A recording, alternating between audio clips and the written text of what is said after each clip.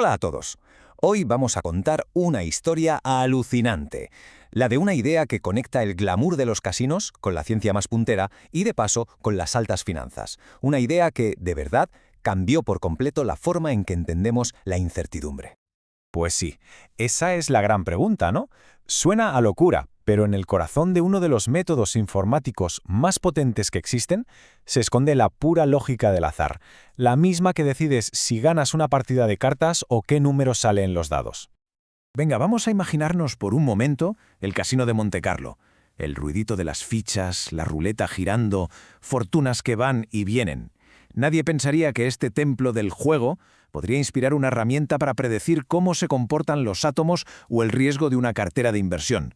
Pero para entenderlo tenemos que viajar a un sitio muy distinto. Nuestro viaje empieza justo después de la Segunda Guerra Mundial, en Los Álamos, Nuevo México. Como vemos aquí, todo se precipita en 1946. Allí, dos cerebritos, Stanislaus Ulam y el legendario John von Neumann, estaban atascados con un problema que parecía imposible de resolver con las mates de toda la vida. Y la solución, fijaos qué curioso, no vino de un cálculo súper complejo, sino de algo mucho más inesperado. Un proceso que terminó en 1947 cuando bautizaron a este nuevo y revolucionario método. Vale. Vamos al meollo del asunto. Todo empieza con Stanislav Ulam. Mientras se recuperaba de una enfermedad bastante grave, mataba el tiempo jugando al solitario. Y fue ahí, en ese momento de tranquilidad mirando las cartas, donde tuvo su momento eureka. Ulam, que era matemático hasta la médula, lo primero que intentó fue calcular la probabilidad exacta de ganar. Pero claro, enseguida se dio cuenta de que la cantidad de combinaciones era una barbaridad, imposible. Y entonces, ¡zas!, la idea genial. En lugar de matarse buscando la respuesta perfecta, ¿y si buscaba una respuesta aproximada pero superútil? La clave no era pensar más, sino experimentar más, jugar y jugar. Pues bien, esta idea, que parece tan tonta como contar las victorias en un juego de cartas, se convirtió en el método Montecarlo. Cuando Ulam se lo contó a John von Neumann, este lo vio clarísimo. Podían usarlo para simular miles y miles de trayectorias de neutrones en una reacción nuclear, que era el problema que les traía de cabeza. Y el nombre, por cierto, se lo pusieron en honor al tío de Ulam, que era un habitual del Casino de Mónaco. El azar organizado acababa de nacer. Claro, durante años esto fue material casi clasificado, un secreto de los laboratorios del gobierno. Pero una idea tan potente es imposible mantenerla encerrada. Poco a poco empezó a filtrarse y encontró un campo de juego perfecto, el mundo impredecible de las finanzas. Y aquí tenemos una metáfora que es simplemente brillante para entender cómo se aplicó. En los años 50, un matemático joven, Harry Markowitz, se dio cuenta de que lo de construir una cartera de inversión era como el problema de los neutrones, demasiadas variables, imposible de predecir. Así que aplicó Montecarlo para simular miles de jardines financieros y ver qué pasaba en diferentes escenarios económicos. Vamos, que sentó las bases de toda la teoría moderna de carteras. Pero la cosa no acaba ahí, ¿eh? El actuario Robert Merton usó el método para criar poblaciones virtuales y calcular riesgos en seguros. Y lo que descubrió fue increíble. Vio que los eventos extremos, esos que son casi imposibles pero que tienen consecuencias gigantescas, los famosos cisnes negros, eran mucho más comunes de lo que se pensaba. Montecarlo no solo predecía lo probable, sino que empezaba a dibujar el mapa de lo improbable.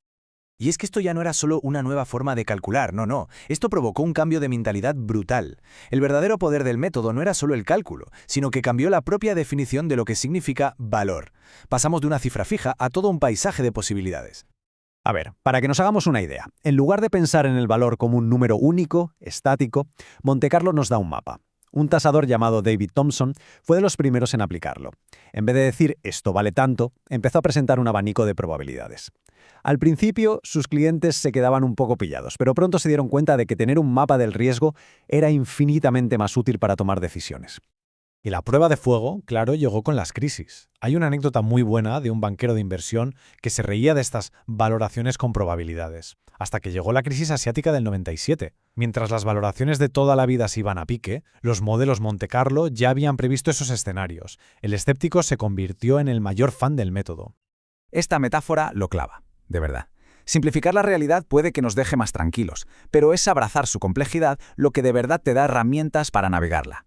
Lo más importante de Montecarlo no es que elimine la incertidumbre, sino que nos ayuda a entenderla.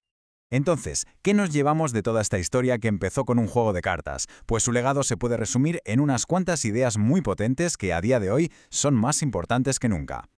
La primera es esta paradoja, que suena genial: la sabiduría del azar organizado. Nos enseña que la precisión no viene de intentar eliminar el caos, sino de bailar con él de forma sistemática. Es usar lo aleatorio de forma controlada para reducir la incertidumbre general. La segunda gran lección nos proporciona el mapa del territorio invisible. Mientras que un método tradicional nos da una foto fija del valor, Monte Carlo nos da el mapa completo, el paisaje de probabilidades donde ese valor se mueve. Es que te cambia la perspectiva por completo. Y por último, la democracia de la incertidumbre. Cuando llegaron los ordenadores personales, esta herramienta dejó de ser algo exclusivo de científicos de élite. De repente, cada ordenador se convirtió en un laboratorio de posibilidades y cada profesional en un cartógrafo de la incertidumbre. Al final, si tuviéramos que resumir el legado de pioneros como Ulam y von Neumann, nos quedaríamos con estas 4 ideas clave. Primero, humildad, aceptar que no podemos saberlo todo. Segundo, la sencillez, cómo una idea simple, repetida 1000 veces, resuelve problemas gigantescos. Tercero, la comunicación, que el objetivo no es solo dar un número, sino contar una historia sobre el riesgo. Y cuarto, la anticipación, que prepararse para muchos escenarios te da una ventaja brutal. Esto es oro puro para cualquiera que tome decisiones hoy en día. Y con esto llegamos al final. La historia del método Monte Carlo demuestra cómo la creatividad puede convertir una limitación en tu mayor fortaleza. Y nos deja con una pregunta que es fascinante. Ahora que esta herramienta está al alcance de la mano y ya hemos aprendido a dibujar mapas de la incertidumbre en un campo tan enrevesado como las finanzas, ¿qué otros futuros complejos podemos empezar a explorar? ¿El clima? ¿Las epidemias? ¿La planificación de ciudades? Las posibilidades son literalmente infinitas.